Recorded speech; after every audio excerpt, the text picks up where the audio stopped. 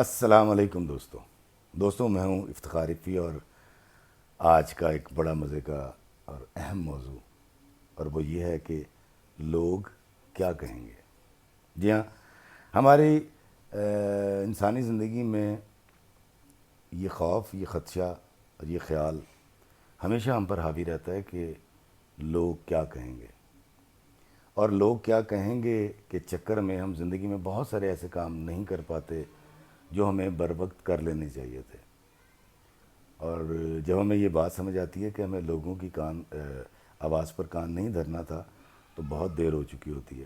مثال کے طور پہ جب میں جوان تھا، اس وقت جو دوست میرے ساتھ اسٹرگل کر رہے تھے شوبز کے اندر، ان میں سے کئی میرے سے عمر میں چھوٹے دوست ایسے تھے کہ جن کے بارے میں میں سوچتا تھا بڑے خاندانی، بڑے پڑھے لکھے اور بڑے با اخلاق بچے ہیں، تو یہ اگر میرے بہنوئی بن جائیں اور میری بہن کی ان سے شادی ہو جائے تو میری بہن بڑی خوش رہے گی۔ لیکن میں یہ بات کبھی ان سے نہیں کہہ سکا، کیونکہ میں یہ سوچا کرتا تھا کہ لوگ کیا کہیں گے۔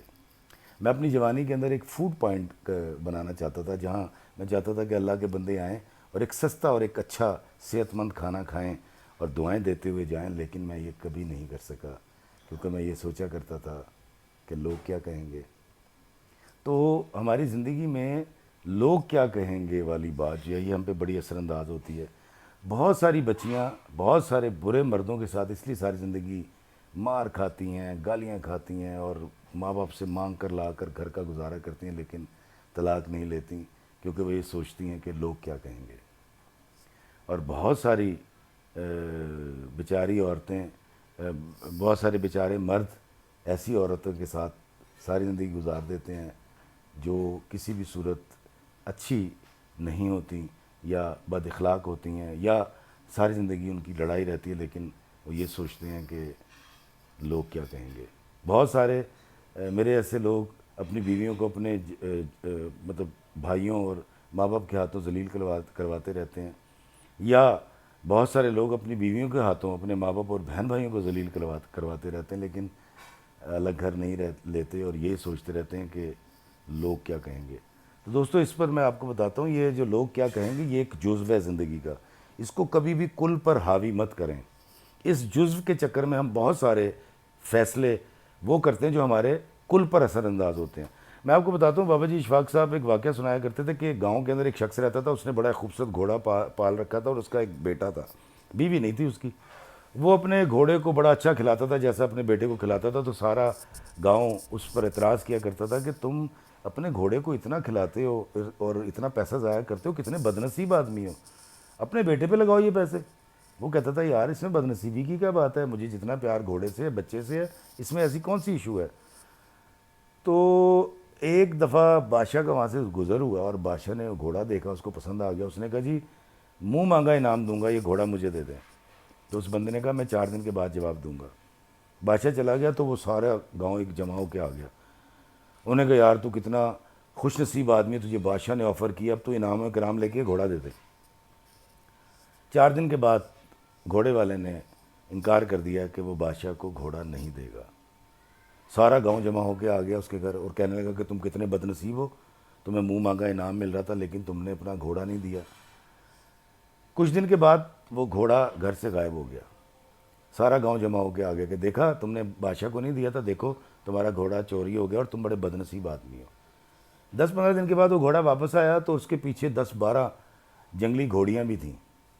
اس نے سب کو جھوٹ لگا کے، مطلب رسیاں ڈال کے باندھ لیا، اور سارا گاؤں پھر آ گیا، اور انہوں نے کہا کہ تم کتنے خوش نصیب آدمی ہو کہ تمہارا گھوڑا ایک گیا تھا اور یہ 10-12 گھوڑیاں لے آیا۔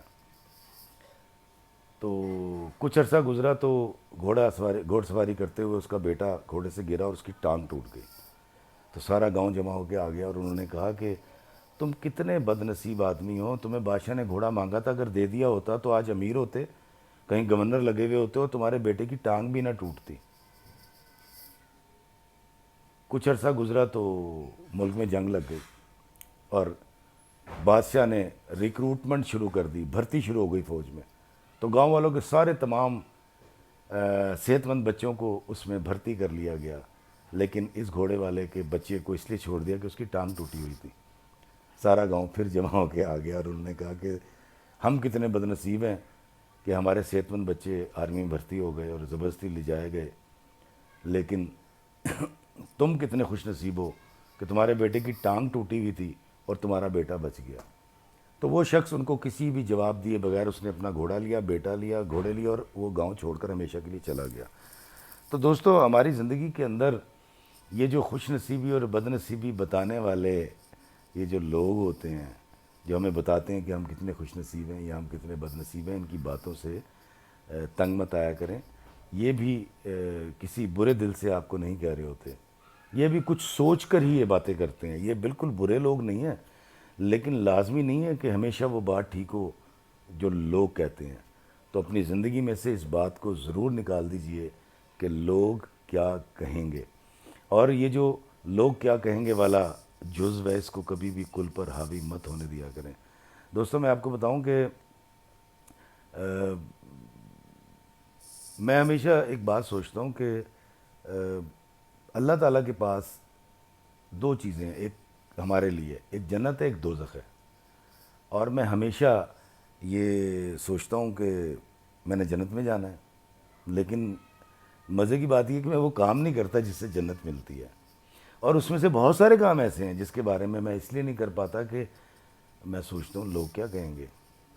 تو دوستو، اچھائی اور نیک کام کرتے وقت کبھی یہ مت سوچئے گا کہ لوگ کیا کہیں گے۔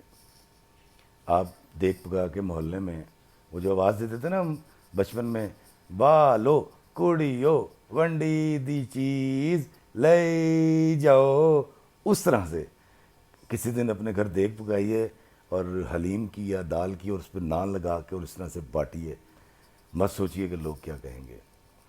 اور اگر وہ بچیاں جو کوکلا چھپاکی کھیلا کرتی تھیں یا لکن مٹی کھیلا کرتے تھے، یا وہ بچے جو گلی ڈنڈا کھیلا کرتے تھے، اب وہ اس لیے چھوڑ گئے ہیں کہ لوگ کیا کہیں گے، تو وہ گلی ڈنڈا ضرور کھیلیے۔